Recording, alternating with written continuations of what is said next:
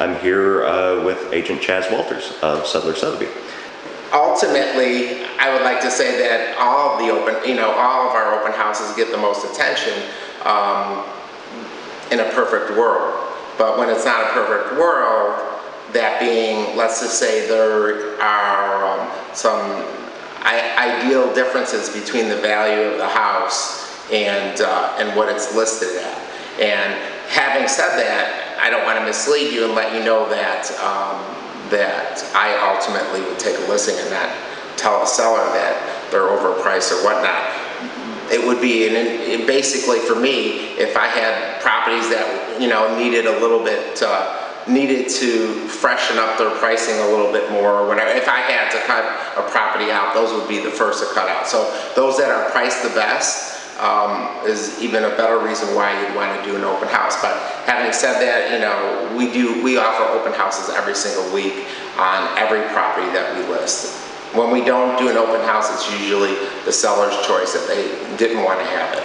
So all of your properties, the ones that you're not going to make it to today, somebody from the team that you work with is going to be there. That's correct. Okay. And I generally do 2 to 3 every, sometimes I do 2 on Saturdays as well. So I've been doing them forever. So let's talk about just what your philosophy is when you're showing a place like this. Right now you have some buyers walking through.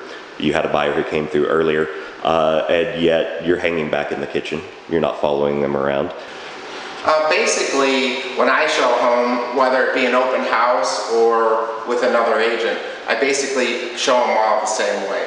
I have a philosophy that I believe in greeting the person at the front door, basically saying hello, and then highlighting, important features about the home and, a few dramatic things about it and whatnot. And then typically, now if I'm doing a showing and it's not an open house, I'll just say, hey, the house is yours now. Feel free to walk through it. I will tag along behind you in the event you have any questions. But I don't interfere with their thought because so many times, so many agents, they want to bring you through a property and they want to tell you everything about it and give you all the features and whatnot. But in reality, we don't know how the buyer really feels about the property. And here you are, you're walking through and talking and whatever, and you don't know if you walk into a room and let's say they focus on a fireplace and they absolutely love the fireplace and there's some really cool detail, and then the agents are right now in the process of dragging them to a closet. Well, you just took them away from something that they were zoning in on. So I don't like to do that. I like to just follow behind, let the person feel very comfortable, let them walk at their own pace, let them come up with the questions. Then, after we go through the whole house, first of all, by doing that, they're going to come up with questions. I can gauge their level of interest just by their reaction with the other agent and whatnot.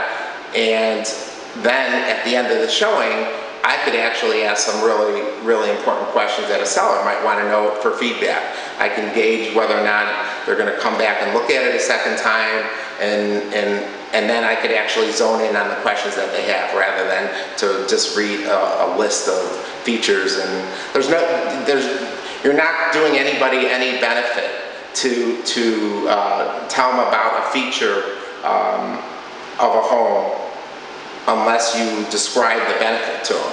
I was noticing when I first got here, you had a gentleman who was coming here and looking through, and there were a series of questions that you asked him as he was looking around that I thought were interesting and wanted to kind of find out whether they're sort of typical questions that you like to ask everybody that comes through and why you ask them. One of them was how he found out about the place.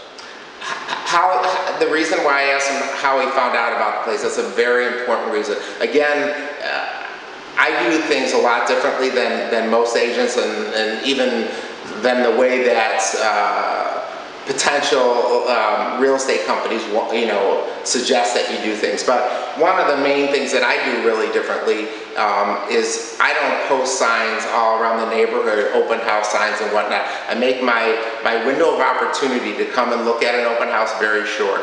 The reasoning being is I really only want buyers that did the research to come to the open house, and then also I want a buyer to make an effort to come to the open house rather than it being secondary, like I'm going to go out for brunch first, and then if the open house is still open, we'll check out the open house. I don't want that buyer. I want the buyer that says, hey, you know what, we want to go out to lunch or breakfast or whatever, but the open house is only for 2 hours, we have to go there first. Those are the type of buyers. So when I ask questions like that, how they found out about an open house, it immediately gives me a little bit of insight as to their level of interest in the home. Likewise, then connected to that was another question you asked, which was how long had this gentleman been looking for a home, and did he live in the area?